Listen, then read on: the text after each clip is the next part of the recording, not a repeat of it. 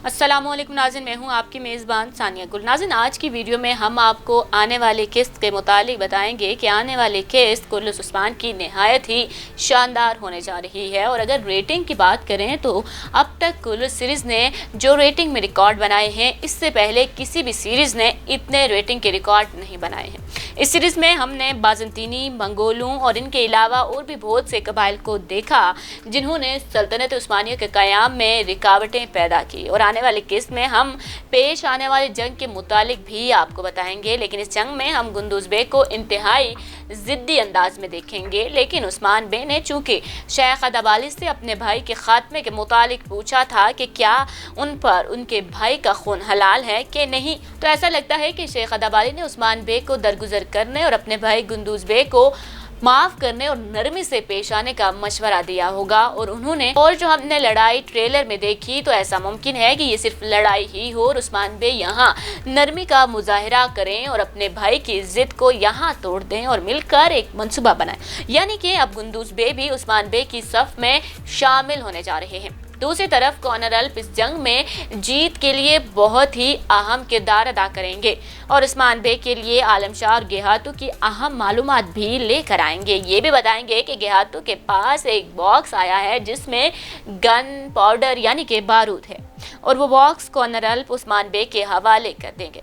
इसके साथ साथ हम नई किस्त में गेहातू की फौज जो कि अरगुन खान की जानिब से भेजी गई है, उसको भी हमने इन एक्शन देखना है और वो उस्मान बे के खिलाफ लड़ने के लिए मैदान में आएंगे। लेकिन इसके साथ साथ हमने देखा कि उस्मान बे ने भी जंग की पहले से ही तैयारी कर रखी है। यहाँ पर हम ये भी देखेंगे कि नकुला अलग से ही एक मंसूबा बनाएगा और रेगा पाउडर को इस्तेमाल करेगा जो कि उस्मान बे और उनके ख़ानदान के लिए फ़ायदेमंद साबित होगा और मंसूबा उस्मान बे की ताकत में इजाफे का बाइस भी बनेगा।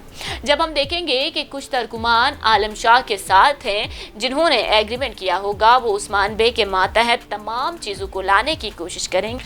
लेकिन यहाँ पर एक हैरानी की खबर भी आपको देते चलें कि ऐसा लगता है कि बहुत जल्द आलम शाह भी उस्मान बे के इत्तेहादियों की सफ में शामिल होने जा रहे हैं, क्योंकि हमने देखा कि आलम शाह किसी और के लिए काम कर रहा है और उसका मकसद भी सल्तनत का कयाम ही है।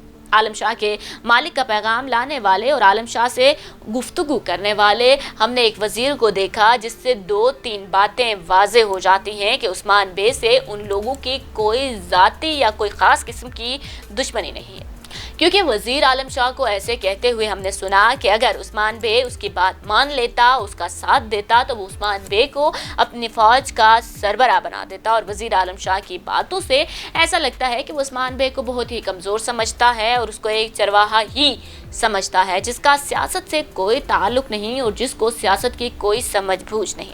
इसके साथ साथ हमें यह भी पता चला कि वजीर का मालिक किसी कबीले से ताल्लुक़ नहीं रखता, बल्कि वो पक्के मकानों और महल्लात में रहने वाला है। उस्मान से उनकी बस इतनी ही दुश्मनी है कि वो उनके सल्तनत के कयाम में एक बड़ी रुकावट है और इसी वजह से उसको रास्ते से हटाना चाहते हैं। लेकिन चूंकि यहाँ पर दोनों का मकसद सल्तनत का कयाम ही है, तो गेहातू को जिसके अपने ही अलग मकासद हैं और आलम शाह को जल्द ही एहसास भी हो जाएगा कि गेहातू को बुलाना एक बहुत बड़ी गलती थी। इस गलती को ठीक करने के लिए उस्मान बे की मदद ली जा सकती और गेहातू के खिलाफ इस जंग में उस्मान बे और आलम शाह का इत्तेहाद भी हम देख सकते हैं, जिससे अंदाज़ा लगाया जा सकता है कि ये जंग 1-2 किस्तों तक नहीं रहेगी, बल्कि ये ज़्यादा एक साथ तक चलने वाली है। लेकिन वो इत्तेहाद ऐसा लगता है कि उस्मान बे के साथ सिर्फ मफाद की हद तक ही होगा और जल्द ही एहसास भी हो जाएगा कि गेहातू को बुलाना एक बहुत बड़ी गलती और ऐसे में उस्मान बे को बहुत बड़ी मदद मिल जाएगी। इसके अलावा जैसा कि हमने आपको बताया था कि रुगतोस भी इस जंग में उस्मान बे की मदद करेगा,